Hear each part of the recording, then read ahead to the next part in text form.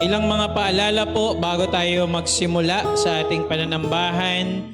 Muli ay pag nagumpisa na po ang ating worship service, kung maaari ay iwasan po natin ang paglalakad, pagtayo, at kung maaari rin ay ilagay po natin sa mute or silent yung ating mga cellphones para hindi po tayo makagambala sa ating panganambahan. At palagi po nating paalala, ine-encourage po natin ang ating mga anak, yung mga bata, na nasa loob din ng ating auditorium para kasama natin silang sumamba. Pero gabayan din po natin sila, hanggat maaari, para hindi rin po sila maglikot at makagambala din sa ating pagsamba. Patuloy po natin i-prepare ang ating mga puso, ihanda ang ating mga sarili sa ating pagsamba, at tayo po ay makapagbigay ng papuri sa Panginoon.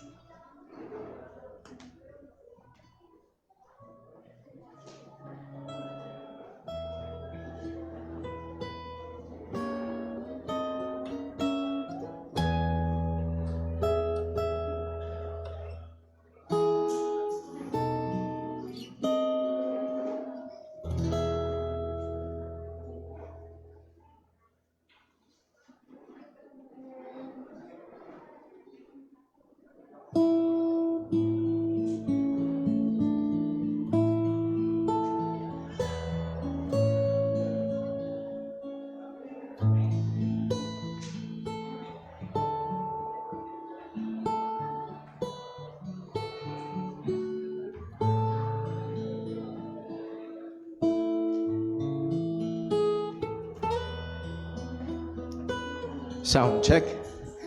Ayan, isa pang pagpalang umaga pong muli sa bawat isa sa atin at para ho sa ating pagsisimula sa ating gawain ng pagsamba.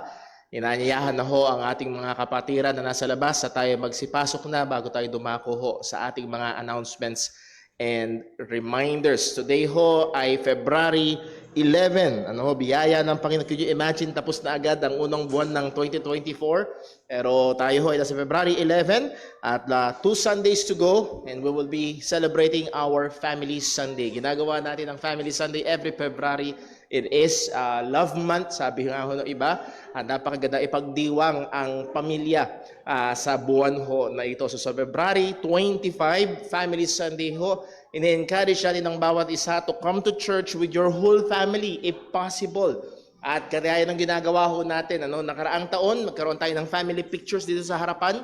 At meron tayong memorabilia, meron tayong take home ng mga kapatiran. The next Sunday yon, the next Sunday. So kung ang yung family ho ay nandito sa 25, dapat sa March 5 ay nandito rin ulit kayo para makuha niyo yung ating memorabilia. Napakaganda ho ng ating pinaplano. So nawa ho ay pag-pray ho natin, ipag-invite ho natin kahit mga kapitbahay natin, kamag-anak natin, imbitahin natin sila bilang isang buong pamilya. Now, kung ang magiging problema ay sasakyan, ay maganda ho na makipag-usap ho kayo sa amin dahil meron tayong maaaring ma-recommendang mga susundo para ho sa kanila. So that will be on February 25. And then mamaya ho, pagkatapos ho ng gawain ng prayer meeting, ang mga young people ay kinakailangang mag-meeting. Hindi matagal, mabilis na lang, youth camp na. At nawa ho ang ating mga kabataan ay maging engaged, maging involved sa paghahanda na ito. Pero bago ang youth camp, sa Sabado, merong Pag-ibig Conference. Brother Paul, yan ba yung hinuhulugan sa hindi yung hinuhulugan sa gobyerno? Ito ho ay konferensya. Yes, ang pag-uusapan ay patungkol sa love life. Ayan, sa Kristiyanong paraan, sang-ayon sa salita ng Diyos. So mga young people, blessing, meron na agad sumagot ng 50% ng ating hong registration fee. Supposed to be 100 kada isang young people, ngayon 50 pesos na lang, at gagawan din natin ng paraan yung atin hong transportation. So yun na lamang ang inyong gagastusin. So please sign up dun sa mga excuse me, sa mga group chats ho, ay nahandyoon yung mga registration form. And then also, siguro maganda, maglagay din tayo dito kung gustong mag-register ho ngayon. Please, wag niyong hintayin na February 16 at saka lang ako magre-register. Wag niyo kaming ganunin. Maganda ngayon pa lang sapagkat hinihingi na rin ho ng church doon sa San Mateo kung ilan yung kanilang ipaghahanda para ho sa pagkain at iba pang mga materyales. So muli, Pag-ibig Conference. Mga young people, yes, sa ngayon hindi nyo pa iniisip yan. Pero isang araw, titubok din ng puso. Ha?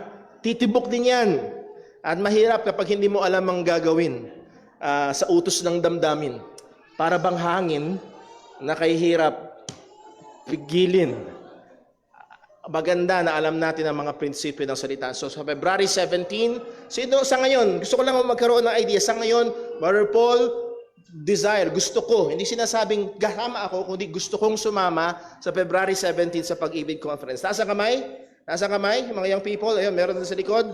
Meron pa? Meron pa? Okay? Okay? Sige ho. So muli, encourage natin, mga magulang, parents, listen, kung meron dapat mas excited at nagpupush dito, kayo yun. Dahil isang araw nga, iibig ang inyong anak. Nakuha niyo ho? Disenyo ng Panginoon yan. Isang araw, iibig ang inyong anak. Maganda na naka-founded sa Biblia ang kanilang pananaw patungkol sa bagay ho na ito. So I would like to encourage you to support ang inyong mga anak. Encourage nyo sila. Ayoko sabihin itulak nyo sila, pero encourage nyo sila sa bagay ho na ito. February 17, Pag-ibig Conference. Mamaya hong hapon ang ating gawain, 2:00. And then ang ating prayer meeting ay 3:40 pagkatapos ho ng ating afternoon service and then yung fellowship ho ng mga kabataan. And then expect one of these Sundays na ang ating mga young people ay magsisimula ng fundraising para ho sa darating na camp. And then also, baka makalimutan ko pala, no? Gusto muna nating i-welcome ang ating mga panauhin. Gusto natin i-welcome na imbitahan ho ng Velasco family, si Brother Manuel at Sister Loli. Sister Loli, pakitaas lang ho ang inyong kamay. Welcome po sa Jesus Christ Baptist Church. Purihin po ang pangalan ng Panginoon. Meron po bang first time? Yung iba, returning visitor yung iba. So purihin ang Panginoon. Salamat ho sa inyong presensya. Gusto ko rin hong batiin ang mga magdiriwang ho ng kaarawan ngayong February 12 sa Alak family, si Ate Andrea. So bukas yun, tama? Bukas. So Ate Andrea, kung nanonood ka, advance happy birthday. And then, ang Gahete family, miss na natin ang Gahete family, nalipat sila sa Isabela. Pero sa February 16 ay magba-birthday si Truth. Hindi dapat magsisinungaling yung bata na yon. Ang pangalan niya ay Truth. So happy birthday, advance happy birthday kay Truth. And then also, February 13, hindi natin mamimiss. Pinanganak bago ang araw ng pag-ibig. Kaya walang pag-ibig hindi, biro lang. Brother Tristan, advance happy birthday. Purihin ang Panginoon. February 13 po yan. Tuesday. Saan tayo? Sa tahian. Okay. So, advance happy birthday kapatid. Purihin ang Panginoon sa iyong buhay at sa paglilingkod mo sa Panginoon. Okay, so that covers our announcements and reminders. And then also ho nga pala, kung kayo ho ay nagde-desire na makipag-participate sa ating I Love My Church, anong ginagawa natin dyan? Nagde-donate tayo sa church ng mga bagay na pwedeng magamit. Hindi kailangan mga big ticket things, typewriting, nagagamit sa mga bata, yung ating booklet. Alcohol, ginagamit ho nating lahat ho yan. Sabong panlaba, panlinis dito sa church. Anything, basahan, or meron kayong nakikita, Brother Paul, kape, pwede rin yan na nagagamit natin sa church para ho ginagawa natin yan tuwing February, I Love My Church Month, at mag-donate ho tayo. Pwede ding walis, daspan, nagagamit ho yan at nawa ho ay makipag-participate po tayo sa mga bagay na. That covers our announcements and reminders. Tayo ho ngayon ay dadako sa ating gawain ng pagsamba sa Panginoon at tayo ho ay magkaroon ng sandali ng personal na tahimik na pananalangin. Tingin natin ng tulong, gabay at pagsiyasat ng Panginoon sa atin upang tayo ay maging handa sa pagsamba sa Kanya. Let us pray.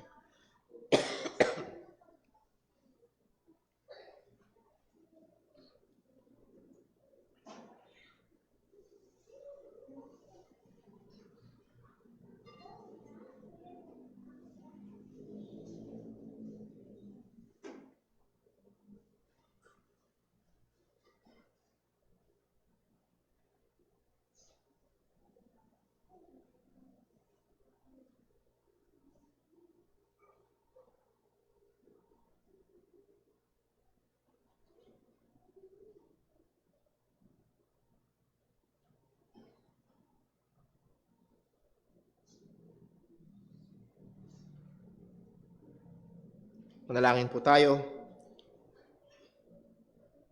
Panginaming Diyos, aming Ama sa langit, Ikaw na may lalang ng langit at lupa, Ikaw na sa amin na nagbigay ng buhay at nagsusustento ng aming buhay. Ang aming hininga ay galing sa iyo. Ang lahat ng merong kami ay galing sa iyo. At lalo't higit, Panginoon, sa amin na mga mananampalataya ng Ebanghelyo ni Kristo, ang aming kaligtasan ay biyaya mo. Karapat-dapat ka lamang purihin, karapat-dapat ka lamang itaas. At o Diyos, anong laking pribilehiyo sa ngayon sa iyong salita, na sa aming pagtitipon ngayon para sa iyong pangalan, ay naririto ka sa aming kalagitnaan. O Panginoon, salamat po na meron kaming pagkakataon at pribilehiyo upang sambahin ka. At tunay nga, kagaya ng sinabi mo, O Diyos, nawa magawa namin to sa spirito at katotohanan.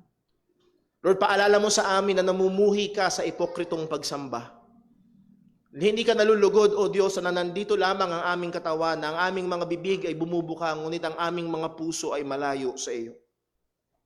O Panginoon, siyasatin mo kami ngayon sa anumang mga kasalanan, anumang mga kaisipan, nagawa o nasabi, O Diyos, na hindi sang-ayon sa iyong mga kalooban. Patawarin mo po kami. At tunay nga na ngayong umaga, O Diyos, ay maging pag-aalay ng pagsamba sa iyo. Magitong tunay na pag-aalay ng aming mga sarili bilang haing buhay, banal at kalulugod-lugod sa iyong harapan. Lord, kami nagmamakaawa sapagkat ikaw lamang ang may kakayahang magbukas ng puso ng mga makasalanan. Mahabag ka, O Diyos. Mahabag ka sa mga bata na naririto. Mahabag ka sa mga kabataan. Lord, mahabag ka maging sa mga may edad nang naririto na wala pa kay Kristo Jesus. Maawa ka, Panginoon, at magligtas. At Lord, sa amin na mga mananampalataya na, sa amin na nakaranas na, Panginoon, ng iyong kahabagang nagliligtas, Lord, patuloy mo kaming biyayaan upang kami patuloy na lumago sa pananampalataya at maging instrumento mo para sa iyong kalooban at upang mailaganap ang ebanghelyo sang-ayon, Panginoon, sa iyong kautusan. O Diyos, sa lahat ng aming gagawin, ikaw nawa maitaas. Patuloy namin mabigay ang papuri ang iyong pangalan. At lahat ng ito'y dalangin namin sa ngalan ng aming Panginoong Hesukristo. Amen. Tayo po tayong lahat at tayo po'y umawit sa Panginoon.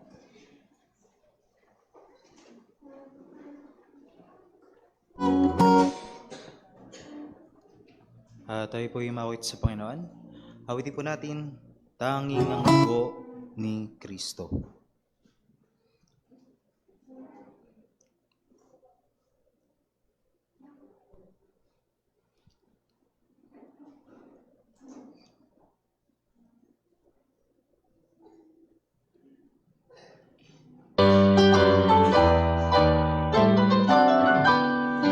May makalilinis ba sa karumihan ng puso ko at hugas sa sala ng iyang dugo ni Kristo, balong ng pag-asa at linis sa puso ko, panghugas sa sala ng iyang dugo ni Kristo, kung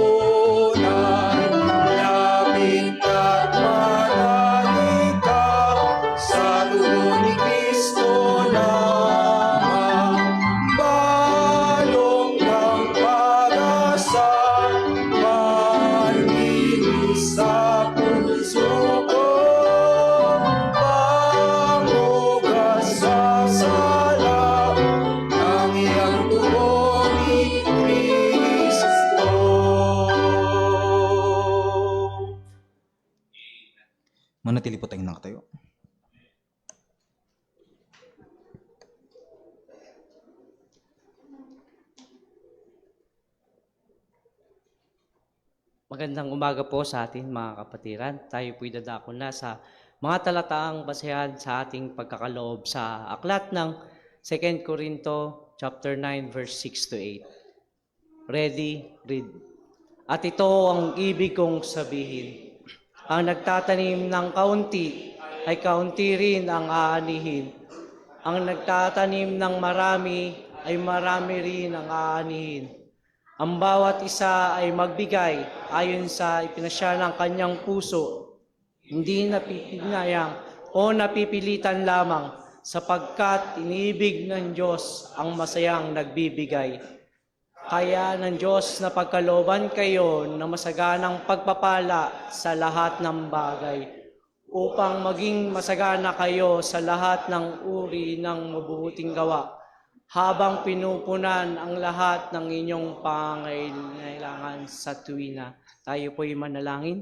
Ama naming Diyos, purihin ka, dakilain ka. Salamat po sa umagang ito, sa buhay at kalakasan na iyong kaloob sa amin. Salamat po, Panginoon, dahil dinala niyo po ang aming mga panyapak dito sa panambahan upang purihin ka, pasalamatan, dakilain ang banal mong pangalan. O Diyos, sa aming pagbibigay, itama niyo po ang aming mga puso, ilagay niyo po sa amin ang tunay na kagalakan, Panginoon, sa pagbibigay. Na lahat ng bagay na meron kami ay ito po'y buhat sa iyo, Panginoon. Bago kami magkaloob, O Diyos, ay kayo po yung nag-provide nito para sa amin, Panginoon. Tunay nga, kami po ay nagagalak dahil di niyo po pinagkukulang yung mga anak.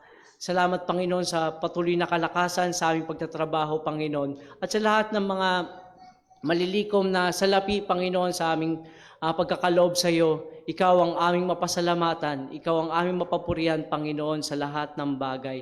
O Diyos, sa salapi na aming malilikom, ito po yung magamit sa iyong kakalaganap at pagpapalawak ng iyong ebanghelyo, Panginoon. Ikaw, O Diyos, ang siyang madakila, mapapurihan, Panginoon, sa pang-araw-araw naming buhay. Maging sa aming pag-aaral ng iyong mga salita, patuloy niyo pong buksan ng aming mga puso at isipan. Maging sa magiging tagapagturo, Panginoon, pagkalooban niyo po siya ng karunungan na nagmumula sa iyo, Ama. Kaya, O Diyos, maraming salamat po sa lahat ng ito. Purihin ka, dakilain ka sa pangalan ni Jesus. Amen. Tayo po ay magkaloob sa ating Panginoon.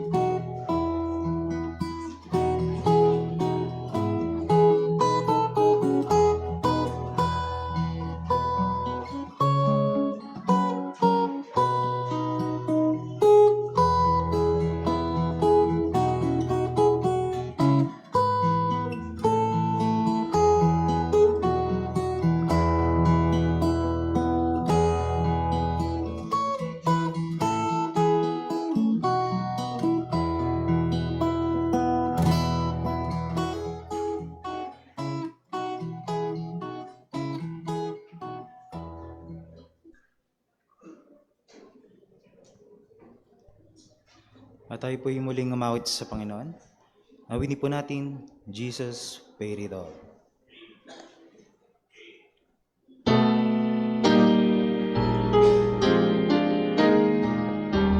I hear the Savior say, thy strength indeed is small. Child of weakness, watch and pray. Abide in me, thine all in all. Jesus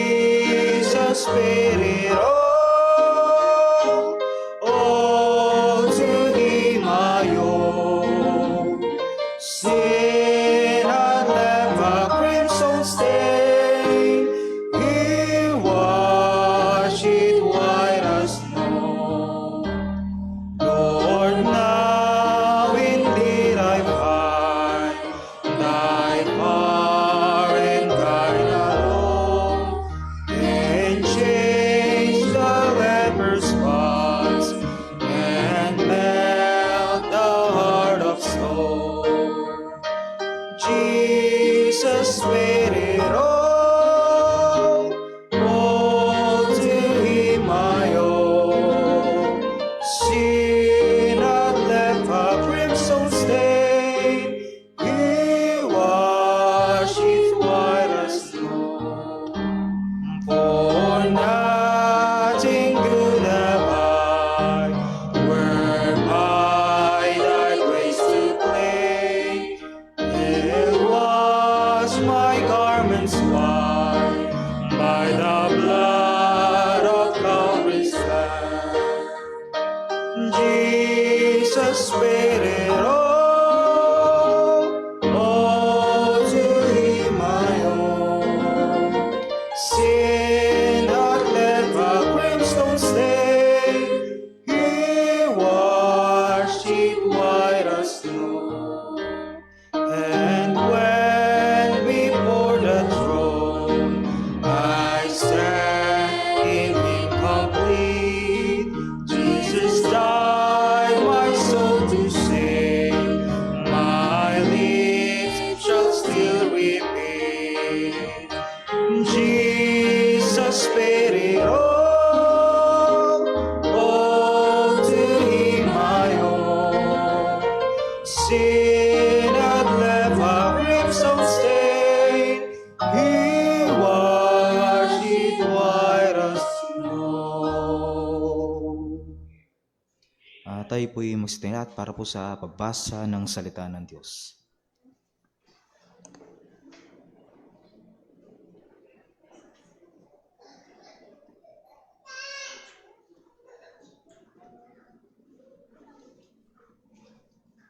Magandang umaga po sa ating lahat, purihin ng Panginoon para po sa pagbasa ng kanyang mga salita.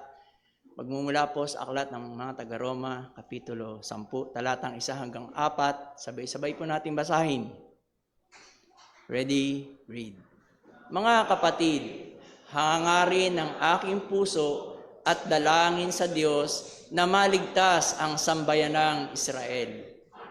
Makapagpapatunay ako na masama sila tungkol sa Diyos. Subalit hindi ito ayon sa tamang pagkaunawa dahil hindi nila nauunawaan ang pagiging matuwid na nagmumula sa Diyos at nagsisikap silang magtayo ng sariling paraan upang maging matuwid. Hindi sila nagpasakop sa paraan ng Diyos sa pagiging matuwid. Si Kristo ang katuparan ng kautusan upang maging matuwid ang bawat sumasampalataya sa Kanya. Pagpalain ng Panginoon ang pagkabasa ng Kanyang mga salita. Maaari na po tayo magsiupo.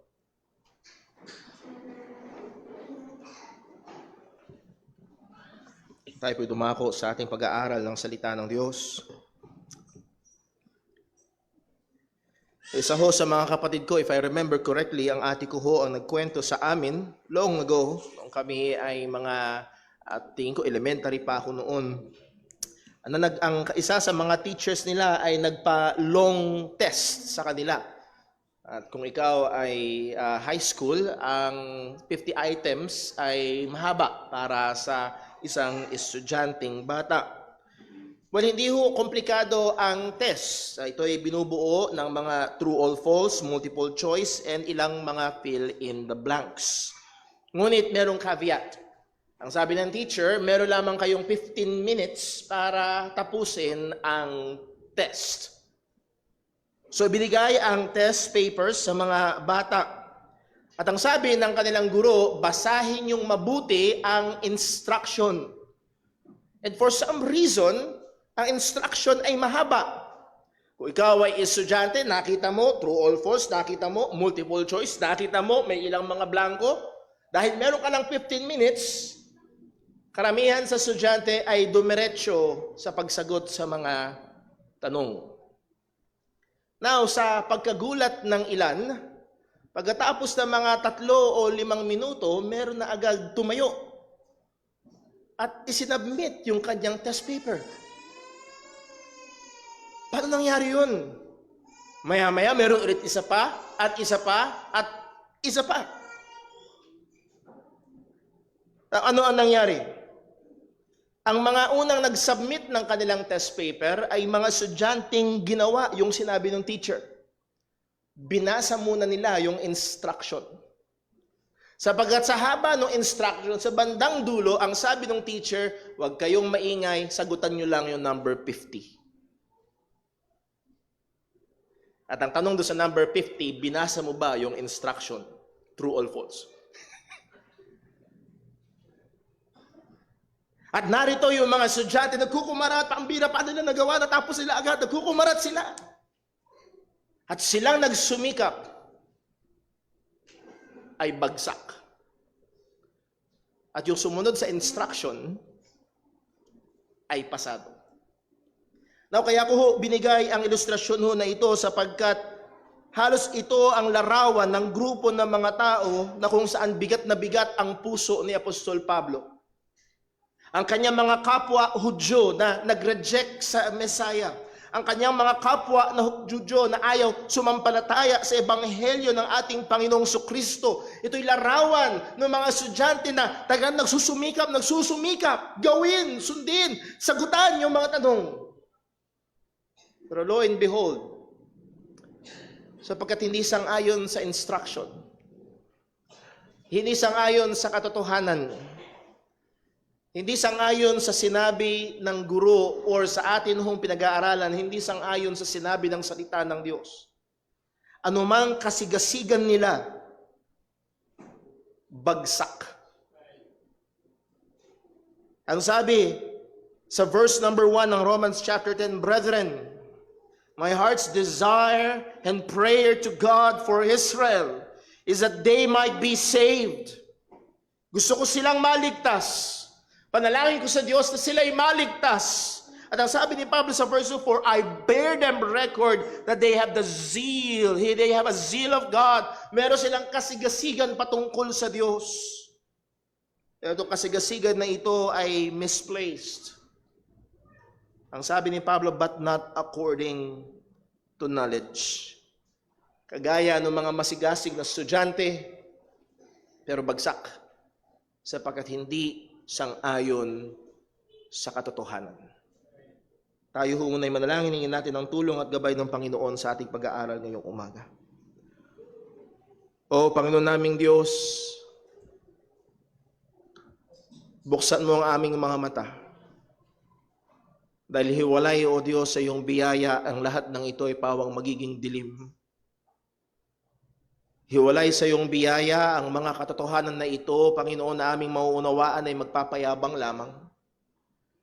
Gamitin mo, O Diyos, ang katotohanan mo upang magdurog ng kayabangan, upang magligtas ng makasalanan, upang sa amin na mga mananampalataya na, O Diyos, ay lalo kaming mamangha sa grabing biyaya ng kaligtasan sa pamamagitan ni Kristo Jesus. O tulungan, ingatan, gabayan mo kami. Bigyan mo kami ng liwanag, pangunawa sa iyong katotohanan. Dalangin namin itong lahat sa ngalan ng aming Panginoong Hesukristo. Amen. Ang mensahe na nais kong ihatid sa atin ngayong umaga ay ito: no human effort can make a person righteous before God, but only through faith in Christ can a person be justified. Walang anumang effort, walang anumang gawa ng tao, walang anumang kasigasigan ng tao ang magpapaging dapat, ang magpapaging matuwid sa isang tao sa harapan ng Diyos. Kundi ito'y sa pamamagitan lamang ng pananampalataya kay Kristo. Now, 2 Sundays ago, atin nung pinag-aralan yung matinding burden ni Apostol Pablo sa kanyang mga kababayang Hudyo. And tinignan din natin yung matinding zealousness ng mga Hudyo patungkol sa Panginoon. Again, sa verse number 2 as we have read, for I bear them record, sabi ni Pablo, I bear them record. Ako mismo ang nagpapatotoo that they have a zeal of God. But as we have seen, zeal is not enough. Sincerity is not enough. Mga kapatid, mga kaibigan, napakaraming mga tao sa mundo ang masigasig. Napakaraming mga tao sa mundo ang sincero pagdating sa kanilang pananampalataya at relihiyon. Maraming mga tao ang nagsasakripisyo ng matindi Tumatanggi sa mga earthly comforts. Tumatanggi. Meron pang grupo ng mga tao. Ito mga nakaraan na pag-usapan ko at ng aking ama ang mga Amish. Familiar ba kayo sa mga Amish? Tumatanggi sila sa modern technology.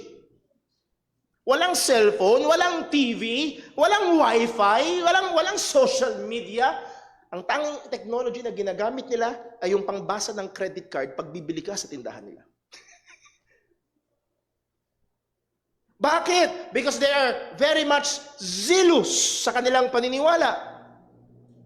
Maraming mga tao ang nagkikip ng rigorous laws, traditions, gumaganap sa maraming mga practices sa iba't ibang mga relihiyon. Andiyan ang Buddhism, andiyan ang Hinduism, at iba-iba pa. At hindi natin kailangan lumayo, maging sa ilalim ng tinatawag na Christendom, that is all religions that proclaim themselves to be Christians. Nahandon ng mga masigasig na tao, kahit na matatapang pang mga tao. A few years ago, may nakausap ako dito sa amin. Matapang, as in sumusuot sa mga kagubatan ng Mindanao. Hindi siya militar na humahabol doon sa mga rebelde, kundi siya isang pastor na gusto niyang pangaralan yung mga rebelde. Pero sad to say, sa pakikipag-usap ko sa kanya, walang isa mang banggit ng ebanghelyo ni Kristo. Wala. Matapang, masigasig, sincero, pero hiwalay sa katotohanan ng Diyos. Ang pagtapang, ang kasigasigan at ang pagiging sincero ay hindi sapat. At narito ang maliwanag na ehemplo mismo ng bayan na pinili ng Diyos, ang mga Hudyo. They are zealous sa kanilang pananampalataya. Sila'y masigasig sa paglilingkod sa templo. Masigasig sila sa pag-aalay ng mga hayop. Masigasig sila sa pag-oobserba ng kanilang mga kautusan.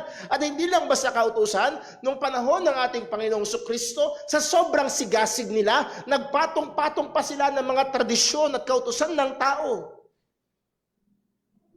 para sundin di umano ang kautusan ng Diyos. Kaya nga ang sabi ni Jesus nung minsan, kayo sa pamamagitan ng inyong mga tradisyon ay inyong winawalang bahala ang kautusan ng Panginoon. Sa sobrang tindi nila, gumawa na sila ng kanilang mga sarili-sariling mga kautusan. Hindi ho, mga kapatid, huwag niyo sanang isipin na malayo tayo dyan. Minsan may mga churches na bumabagsak dyan. Minsan may mga Baptist churches na bumabagsak dyan. Hindi ho ito pagsisinungaling. Merong Baptist church na ang hati ng buhok mo, hindi kagaya nung kay Brother Paul. Karnal ka. Yung iba sa inyo, walang hahatiin.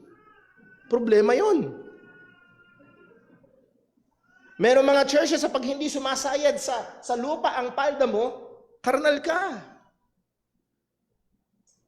Sa sobrang kagustuhan nila na di umano sundin ang kalooban ng Diyos, nagdagdag na sila ng mga kautusan ng mga tao. At ganoon na nangyari sa mga Hudyo. They are very, very zealous. But as Apostle Paul said sa verse 2, but not according to knowledge.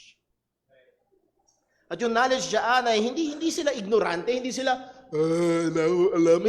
Hindi sang-ayon sa kaalaman ng katotohanan. Ang nalalaman nila ay mali. At dahil doon, sila ay hindi naliligtas. Pagdating sa verse number 3, ang sabi ni Pablo, for they, being ignorant of what? Of God's righteousness. What did they do?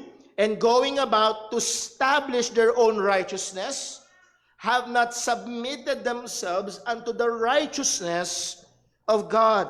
Now, merong salita ho dito na 3 beses na banggit ni Pablo sa iisang verse. That word, righteousness. At para maunawaan ho natin kung anong ibig sabihin ng Apostol Pablo, magandang maunawaan natin kung ano ang ibig sabihin niya nung sinabi niya ito. Particularly, hindi ito basta righteousness, it is God's righteousness. Pag sinabi natin God's righteousness, anong ibig sabihin nito? Well, ito ho ay isang napakahalagang bagay. Pagdating sa teolohiya ni Apostol Pablo, pagdating sa pagkaunawa natin sa kaligtasan, ang praise na God's righteousness o katwiran ng Diyos sa bagong tipan ay ginamit 13 beses. Not the word righteousness, but yung praise, yung God's righteousness or righteousness of God. Ito ay ginamit 13 beses. And 8 out of 13, guess what kung nasaan? Nasa book of Romans.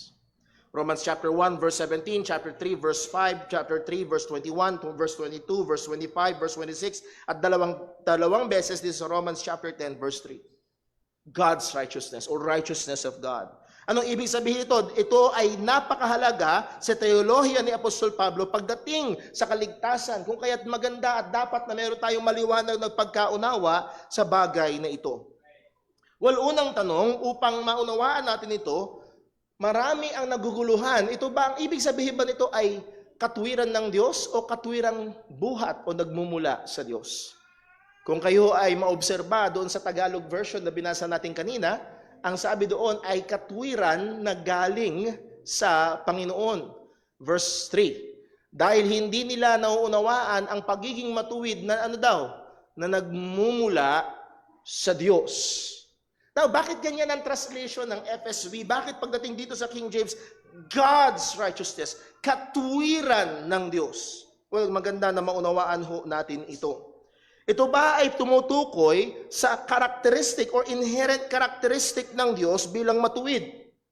Now, walang question mga kapatid, ang Diyos ay indeed ay matuwid na Diyos. Purihin ang Diyos na siya ay matuwid na Diyos. At isa sa mga dahilan sa Biblia kung bakit napakatindi ng papuri sa Panginoon sapagkat siya ay isang Diyos na matuwid. Ang Diyos, hindi ibig sabihin ang Diyos ay matuwid na meron siyang mga batas na sinusunod. Ang pag sinabi natin ang Diyos ay matuwid, siya ang pamantayan ng katwiran. Walang batas sa ibabaw niya, siya ang pinagmumulan ng batas, siya ang standard ng katwiran. Therefore, anything na hiwalay sa Diyos ay hindi matuwid. At lahat ng ginagawa ng Diyos ay matuwid, siya ay perpekto sa katwiran. Note, this understanding, kung ito ang ating pananaw doon sa sinabi ni Pablong God's righteousness, which is yung katangian ng Diyos sa pagiging matuwid, hindi ito lalapat sa immediate context doon mismo sa verse and then sa context ng buong book ng Romans. Bakit? Tingnan natin muli sa verse 3. Ang sabi ni Pablo, for they, sino yung they? Sino yung they? Yung mga Hudyo. They being ignorant of God's righteousness. Hindi ba nila alam na ang Diyos ay matuwid?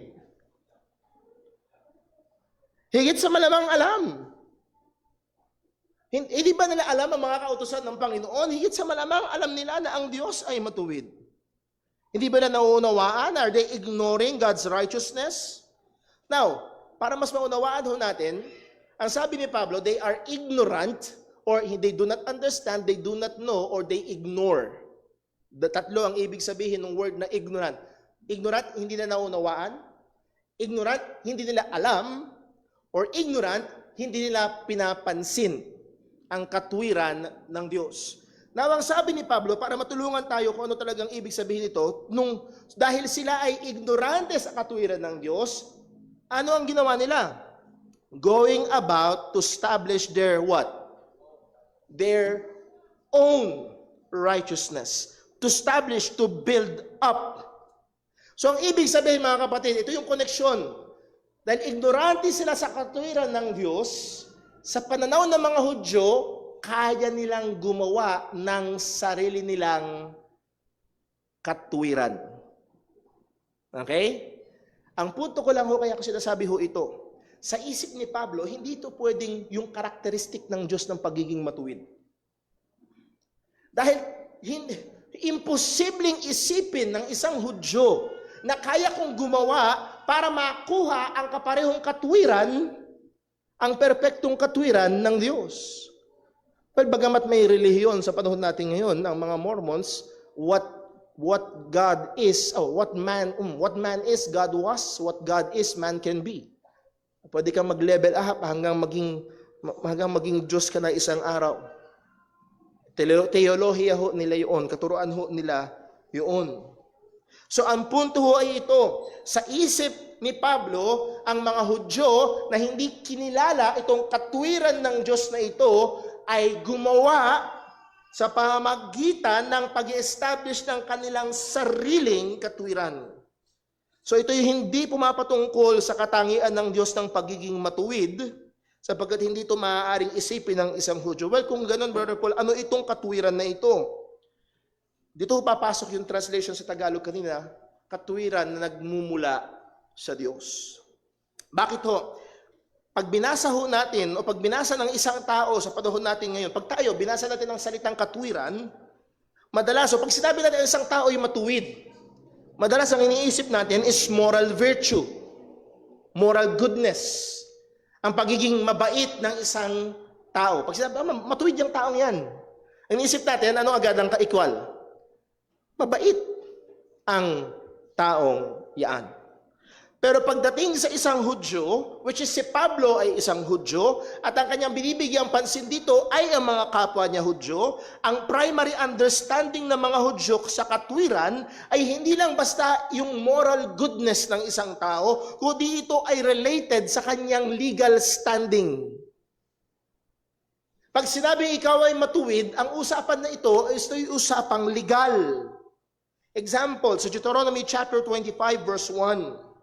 Deuteronomy 25 verse 1, ang sabi ho ng salita ng Diyos, ito'y usapang courtroom, usapang korte. Ang sabi ng salita ng Panginoon, if there be a controversy between men, and they come unto judgment, nagdemandahan sila, nahandun sila sa korte, that the judges may judge them. Then they shall what? Justify the righteous. And what? Condemned the wicked. At dito makikita natin yung word na righteous and yung word na wicked ay hindi pumapatungkol sa moral standing kundi sa legal status. Guilty and not guilty. For example, merong isang tao, kilalang artista, hinatulan siya, not guilty dun sa krimen na ginawa niya. Ibig sabihin ba mabait siyang tao? Hindi lang siya guilty dun sa krimen. Kuha niyo ho? So pagdating sa Hudyo, pag sinabing righteousness, ito ay konektado sa usapang legal. Ito ay yung estado ng isang tao na sang-ayon sa kanyang relasyon sa kautusan ng Panginoon. So righteous meaning not guilty and wicked meaning guilty. Isa pa sa Isaiah chapter 5 verse 23, ang sabi ng salita ng Panginoon na ito, Isaiah 5 verse 23, kinukondena ng Panginoon, sino? Which justify the wicked for reward and take away the righteousness of the righteous from him. Kinukondena ng Panginoon yung mga nag-justify doon sa wicked. Yung may sala, sasabihin walang sala, bakit daw? For reward. Suhol ba? At ano daw? And, ang sabi, and take away the righteousness of the righteous. Kung ito ay moral goodness, moral virtue, how can you take away the moral goodness of a person from him? Ang ibig sabihin nito, yung taong walang sala, hinahatulan na may sala. You take away his righteousness. Idideklara sa batas na siya ay lumabag. Again, ang point ho dito, ang word na righteousness ay may kinalaman sa legal standing. Now, hindi lamang ho ito sa immediate context mismo sa Romans chapter 10 verse number 3, kundi sa buong book of Romans mismo. For example, balik na lang tayo sa Romans chapter 3. If you remember our study sa Romans chapter 3, dito unang binanggit, actually sa Romans chapter 1 verse 17, pero dito sa Romans chapter 3 verse 20, binanggit ni Apostol Pablo ang katwiran na galing sa Panginoon. Ang sabi niya sa verse 20, Romans 3:20, therefore, by the deeds of the law shall no flesh be what? Justified in his sight. Muli, sana makuha niyo sa Biblia, itong usapan ng katwiran, itong usapan ng justification is usapang legal. Sabi nga ni Ben Shapiro, facts don't care about your feelings. At ganoon din naman, ang legal, we don't care about your feelings. Kahit feeling mo hindi ka guilty, walang pakialam doon ng batas. It's either you're guilty or not guilty. At ang sabi ng salita ng Diyos, therefore, it's a conclusive word. Ito ang konklusyon. No flesh will be justified in the sight of God. Ang Diyos, nakataas-taasang final na hukom, ay wala daw aariing ganap sa harapan ng hukom na ito sa pamagitan ng kautusan. Gusto ko lang mag-post ng nalit kausapin kung naririto ka at hanggat ngayon ang paniniwala mo ay ikaw ay magiging matuwid at katanggap-tanggap sa Diyos sa pamagitan ng performance mo, ng pagsunod mo sa kautusan, ng pagiging mabait mo. Narito ang maliwanag na conclusion ng salita ng Diyos. Wala kang pag-asa dyan. No flesh will be justified in the sight of God by the works of the law. Isa ito sa mga mahalagang talata na magandang tandaan ho natin na kapag nakakausap tayo, for example, ng mga Metodista, ng mga Sabadista, na patuloy na sinisikap na maging katanggap-tanggap sa Diyos sa pamamagitan ng pagsunod nila sa kautusan. No flesh shall be justified in the sight of God by the deeds of the law. That means walang aariing ganap, siya ay hindi tama sa harapan ng Panginoon. He is not right with God, therefore he is not righteous before God. He is not acceptable before God. Now kung ganun, Brother Paul, ano ang pag-asa? Pagdating sa verse 21 ng Romans chapter 3, binigay ni Pablo, anong pag-asa? But now. Again, that's a change of direction. Sa paraan na ito, by the deeds of the law, no salvation. Well, paano? Ito ang paraan ng kaligtasan. But now, what's the word? The righteousness of God without the law is manifested. Itong katwiran ng Diyos, or as I present, itong katwirang nanggagaling sa Diyos, na hiwalay sa kautusan, dahil yun ang sinusubukang gawin ng tao. Sa pamagitan ng pagsunod nila sa kautusan, sila ay magkaroon ng sapat na katwiran para maging katanggap-tanggap sa Diyos. Anong sabi ni Pablo? Walang makakagawa nun. Hindi uobra. For by the law is the knowledge of sin. Ang ipapakita ng kautusan, hindi ka lilinisin ng kautusan. Ipapakita ng kautusan kung gaano ka kadumi. Muli, parang salamin. Pagharap mo sa salamin, lumilinis ka ba? Sino dito pagharap sa salamin, biglang lumilinis? Wala. Ang makikita mo pagharap mo sa salamin, meron pang muta, meron pang dungis, tabingi yung makeup. Yun ang trabaho ng kautusan. Hindi nito trabaho na linisin ka. Ang trabaho nito ipakita kung gaano kang kadumi. Sapagkat meron lang iisang pwedeng maglinis, yun na yung kordero ng Diyos na nag-aalis ng mga kasalanan. Iba, ewan ko kung ba't tumatawa. Hindi ba nagsalamin yung katabi nyo? Ang sabi ni Apostol Pablo, balik tayo sa verse number 1, but now, the righteousness of God, ang katwiran na galing sa Diyos, okay? Hindi nyo kayang makamit yung katwiran na yan sa pamamagitan ng kautusan, ang Diyos ay merong binibigay na katwiran. At ang sabi ni Pablo, being witnessed by the law and the prophets. At yung law and the prophets, ito'y technical term patungkol sa Old Testament. Ito daw ay pinapatotohanan ng Old Testament. Mga kapatid, ang lumang tipan ay hindi nagtuturo ng ibang daan ng kaligtasan. Ang lumang tipan ay hindi nagtuturo ng kaligtasan by works. Ang lumang tipan ay nagpapatotoo na ang kaligtasan is by grace through faith. Walang ibang paraan ng kaligtasan kailanman. Ito ang mensahe rin ng lumang tipan.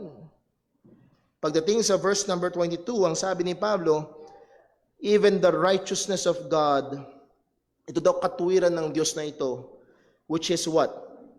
By faith of or in Jesus Christ. Kaya,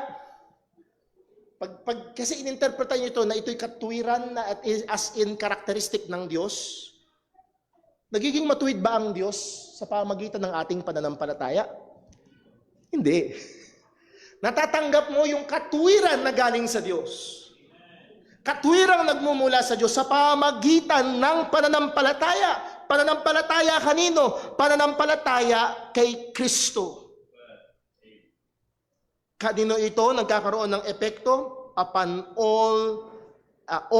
unto all and upon all them that believe. For there is no difference. Hudyo ka man o hentil, kapag ikaw ay nanampalataya sa Ebanghelyo ni Kristo, ang katuwiran na ito na magpapaging katanggap-tanggap sa iyo sa Diyos ay mapagkakaloob sa iyo sa pamamagitan ng pananampalataya kay Kristo. Bakit ito lang ang kaparaanan? Ang sabi ng salita ng Diyos, for there is no difference. Hudyo ka man o hentil, Hudyo ka man na buong buhay mo, nagbabasa ka ng Bible, Hudyo ka man na linggo-linggo pumupunta ka sa templo, Hudyo ka man na nag-aalay ka palagian ng mga sacrifices, o ikaw man ay hintil na wala kang kautusan ng Diyos at ginagawa mo ang pita ng laman. Ang sabi ng Biblia, there's no difference. For all have sinned and come short of the glory of God. So kung naririto ka at ang tingin mo, oh, mas mabait ako sa iba. Mas masipag ako magsimba kaysa sa iba. Mas marami akong alam sa Bible kaysa sa iba. Akala mo yun ang papaging dapat sa iyo sa Panginoon, kaibigan, I'm sorry, I love you enough para sabihin sa iyo, yun ay maling kaisipan. Walang pagkakaiba. Lahat tayo ay makasalanan. Yung nasa death row, makasalanan. Yung nasa loob ng simbahan, makasalanan din. Isa lang ang pag-asa. Narinig niyo po? Yung lamang simbahan at yung nahandon sa bilangguan, parehong makasalanan. Isa lang ang pag-asa. Ang sabi sa verse 24, anong pag-asa? Being justified. Again, that's a legal term. Freely. Walang bayad. How? By His grace. Paano nangyari yun? Through the redemption that is in Christ Jesus. Sa pamagitan ng pagtubos. So ilang mabilis na bagay. Una, ang katwiran na ito ay biyaya ng Diyos. Pangalawa, ang katwiran na ito ay nakatali kay Kristo. Pangatlo, ang katwiran na ito ay sa pamamagitan lamang ng pananampalataya kay Kristo. Pang-apat, ang katwiran na ito ay hindi mo kayang masunod o hindi mo kayang makamit sa pamamagitan ng iyong sariling gawa. Ang katwiran na galing sa Diyos. Balik tayo sa Romans chapter 10 verse 3. At dito sana mag-click. For they, the Jews, being ignorant of what? God's righteousness.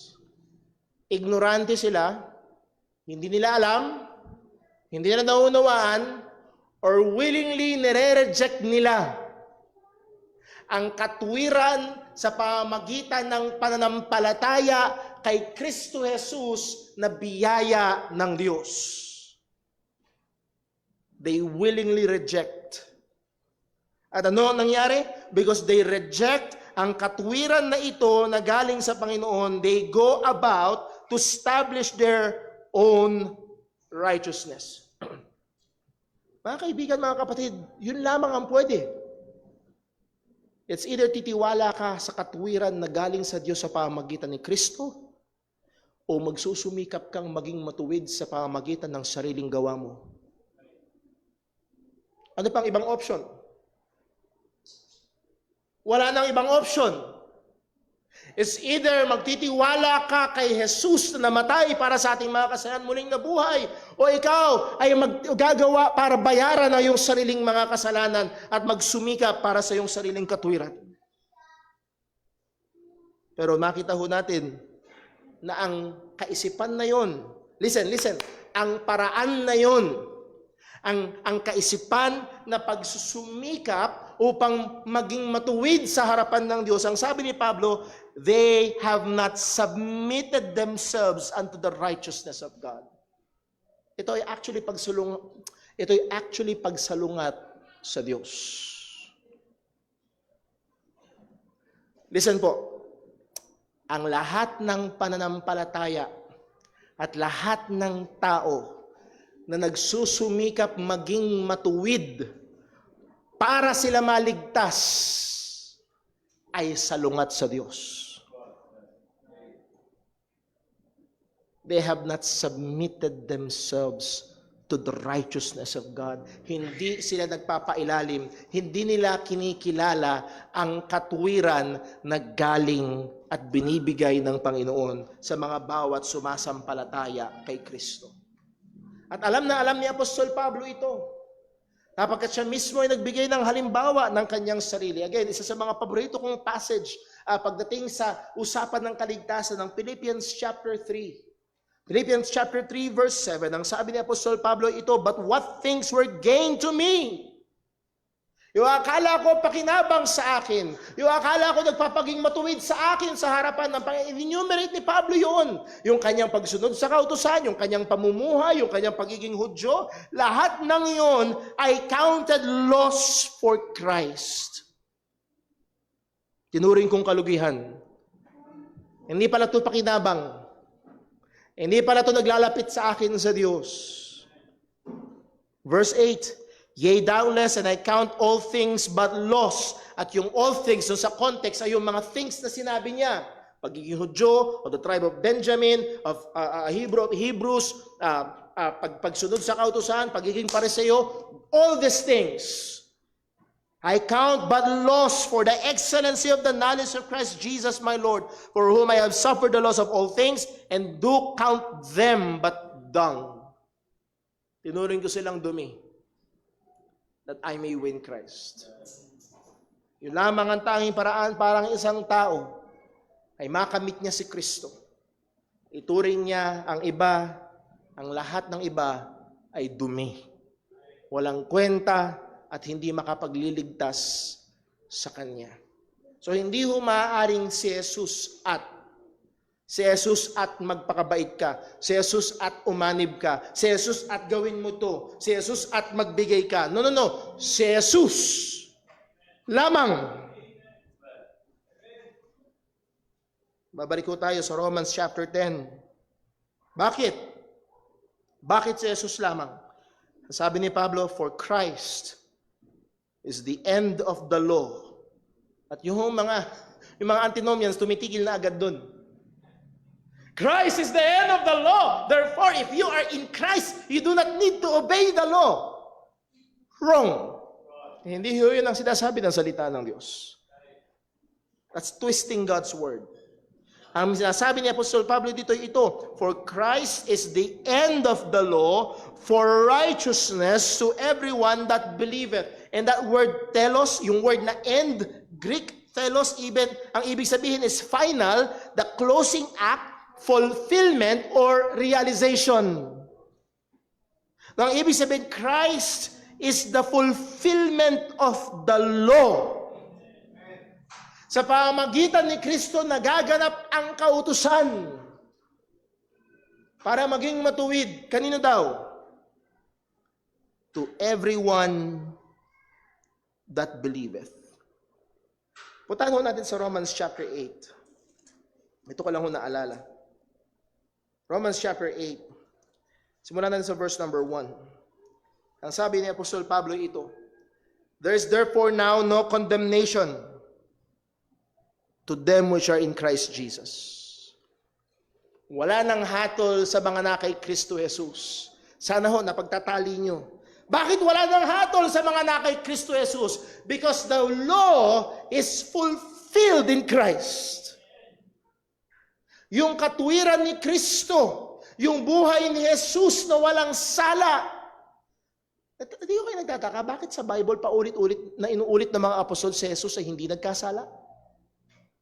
Sapagkat yung katuwiran na yun, yung matuwid na buhay na yun, yung perpektong pagsunod na yun, sa lahat ng kautusan at kalooban ng Panginoon, yun yung katuwiran na ibinihis sa atin ng Diyos. Isa sa hindi ko nakakalimutan ang illustration na yung class card.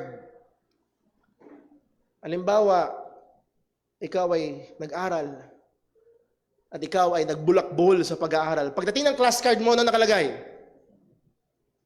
F. Fasa. Hindi. F. Bagsak. At madalas sa theology natin, si Jesus ay naparito at hinugasan niya ang ating that's true. That's true. Hinugasan ni Jesus ang ating mga kasalanan. Ngayon, yung class card mo, binura na yung F. Anong grade mo? Papasok ka ba? Papasa ka ba ng walang marka? Hindi lang binura ni Jesus ang ating mga kasalanan. Binihisan tayo ng perpektong katwiran. A+++++. Na hindi galing sa atin. Kasi yung galing sa atin, palyado. Kaya kung babalik tayo sa sinabi ni Apostol Pablo sa Philippians chapter 3. Ang sabi niya sa Philippians chapter 3. Asan yung Philippians chapter 3? Ang sabi ni Apostol Pablo, ito, kung tutuloy natin sa binasa natin kanina, that I may win Christ, verse 9, and be found in Him, not having mine own righteousness. So hindi nakarating si Pablo sa langit dahil sa kanyang sariling katwiran. Hindi dahil naglingkod siya, hindi dahil naging mabait siya, hindi dahil naging masunurin siya sa kautusan. Not having mine own righteousness, kundi saan daw galing?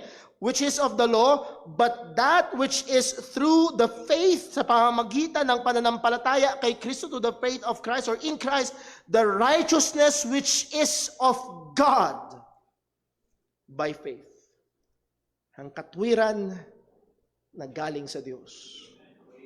Kung tutuloy natin yung basa sa Romans chapter 8, balik tayo sa Romans chapter 8. Verse 1. There is therefore no condemnation to them which are in Christ Jesus, who walk not after the flesh, but after the Spirit. By the way, yun ay description, hindi yun prerequisite. Verse 2. For the law of the Spirit of life in Christ Jesus had made me free from the law of sin and death. Paano nangyari yun? Verse 3. For what the law could not do, in that it was weak through the flesh, God sending His own Son in the likeness of sinful flesh, and for sin condemned sin in the flesh. Verse 3, yun yung pagbubura ng kasalanan. Hinatulan ng ating kasalanan kay Kristo. Pagdating sa verse 4, that the righteousness of the law might be what? Fulfilled in us. Because Christ is the end, the fulfillment of the law. That the righteousness of the law might be fulfilled in us. At anong katangian ng mga nananampalataya kay Jesus? They walk not after the flesh, but after the Spirit. Muli, hindi yun prerequisite. Yun ay description. Na mga sumasampalataya kay Kristo, they walk not after the flesh, but after the Spirit. Balik tayo sa Romans chapter 10, dito tayo matatapos. Ang sabi ng Apostol Pablo, verse number 4, for Christ is the end of the law for righteousness. Kanino daw? To everyone that believeth. Kaibigan, hindi sapat na alam mo lang. Maaari matagal ka nang umaattend sa church nito at alam mo ang Ebanghelyo. At maaaring kaya mo pang i-recite ang ilang mga verses tungkol sa Ebanghelyo. Ang tanong ay ito, kagaya ka na ba ni Pablo na buong pusong nagtiwala kay Kristo? Na tinuring mo na ang lahat na dumi. Ang iba ay kalugihan. Ang kailangan ko lang at pag-asa ko lang ay si Jesus. At pagharap ko sa Diyos, hindi ko iaharap sa Diyos yung katwiran ko, hindi ko inaasahan yung pagsisimba ko, hindi yung mga pagbibigay ko at kabaitan ko at pagsunod ko. Ang tanging pag-asa ko sa harapan ng Diyos ay si Kristo. Not having my own righteousness which is of the law, but the righteousness which is of God by faith. Nangyari na ba sa iyo yun? I'm not asking kung meron kang sinunod na panalangin. Dahil hindi nagpapaging matuwid ang pagsunod sa panalangin. Totoo ka na bang nagtiwala kay Jesus? Itong mga Hudyo, binaliwala nila. They try to establish their own righteousness. Hindi sila naliligtas. At kung naririto ko ngayon, ang hinihingi ng Panginoon ay una magsisika sa iyong mga kasalanan at manampalataya ka kay Jesus na namatay para bayaran ang ating mga kasalanan. Ang sabi ng salita Diyos, pag manampalataya ka, ay bibihisan ka niya ng katwiran. ikaw ay magiging matuwid. You will be justified before God. Wala nang anumang hatol sa na kay Kristo Jesus. Ito lang ang tanging pag-asa ng mga kasalanan. Hindi yung pagiging masigasig. Hindi yung pagiging sincere. Kung hindi si Kristo Jesus lamang. Let's pray. Panginaming Diyos, aming Ama sa langit, salamat po. Pinupuri ka namin. Lord, anumang effort namin ay hindi namin kayang maabot ang katuwiran para maging karapat-dapat sa iyong harapan. Ibigay man namin ang aming buong buhay ngayon. Hindi namin kaya sapagkat lahat kami ay makasalanan. O purihin ka, O Diyos, sa iyong biyaya at pagmamahal na ibinigay mo yung bugtong na anak. Purihin ka, O Diyos. Nawa kami, Panginoon, ng mga mananampalataya ng Ebanghelyo ay lalong maging matamis sa amin. Lord, lalong maging mahalaga sa amin. Na ang katotohanan ng Ebanghelyo ay lalong maging magtulak sa amin sa katwiran ng buhay, sa paraan ng pamumuhay sa iyong harapan, upang magbigay luwalhati sa iyong pangalan. At o Diyos, ano man ang aming pinagdadaanan, andun man ang karamdaman, problema, kabigatan, o anong kapayapaan ng dulot, dahil kay Kristo kami ay wala ng anumang hatol. At Lord, kami nakikiusap muli. Kung meron mang naririto, O Diyos, na hanggang ngayon ayaw pa ring magpasakop, ayaw pa ring sumunod sa katwiran na nanggagaling sa iyo. Maawa ka, Panginoon. Buksan mo ang kanilang mga mata upang makita nila na sa kanilang sarili wala silang pag-asa ng katwiran na nagliligtas ay nanggagaling lamang sa iyo sa pamamagitan ng aming Panginoong Hesukristo. Nawa, Panginoon, hindi lamang kami maging tagapakinig o maging mga tagatupad ng iyong salita. Dalangin natin sa ngalan ng aming Panginoong Hesukristo. Amen. Tayo po tayong lahat. Tawidin natin ating pangwakas na awit.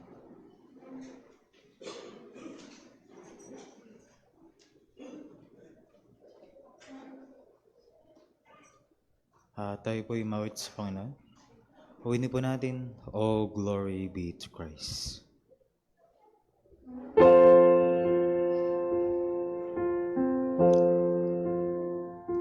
Should nothing of our efforts stand, no legacy survive, unless the Lord does praise the house, in vain its builders strive. To you who boast tomorrow's gain, tell me, what is your life? Amidst it vanishes at dawn. All glory be to Christ. All glory be to Christ our King. All glory be to Christ. His rule and reign will ever sing. All glory be to Christ. His will be done, His kingdom come, all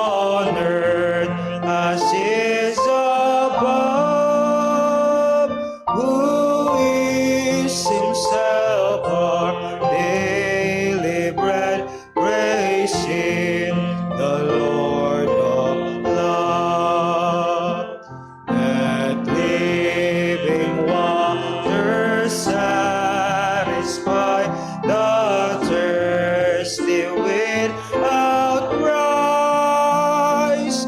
Come eat of Him, our living bread. Oh, glory be to Christ. Oh, glory be to Christ our King. Oh, glory be to Christ. His rule and reign will ever sing. Oh, glory be to Christ.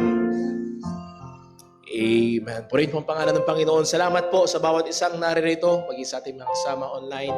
Akin pong ina-encourage ang bawat isa. Please, throughout this week, balikan natin ang mga talata. Balikan natin ang mga katotohanan ng Diyos sa ating napag-aralan, ating pagbulay-bulayan, hanggang ito'y magkaroon ng epekto sa ating mga pamumuhay. At sa naman tayo tinawag ng Diyos, may mga papasok sa eskwelahan bukas, papasok sa trabaho, or mananatili ka man sa bahay. Patuloy tayong maging maliwanag na ilaw at maalat na asin para sa kapurihan ng ating Panginoon. Sa ating paghiwa-hiwalay, nawa ang pagmamahal ng ating Ama, ang biyaya ng ating Panginoong Hesukristo, at ang kapangyarihan ng Banal na Espiritu sa bawat isa sa atin. Patuloy tayong maging instrumento ng paghahayag ng Ebanghelyo ng ating Panginoong Hesukristo. God bless po, magandang tanghali. Dito tatapos ang ating hong gawain. Reminder po, 2:00 ng hapon ang ating second service, and then 3:40 po ang ating prayer meeting mamaya. God bless po, magandang tanghali.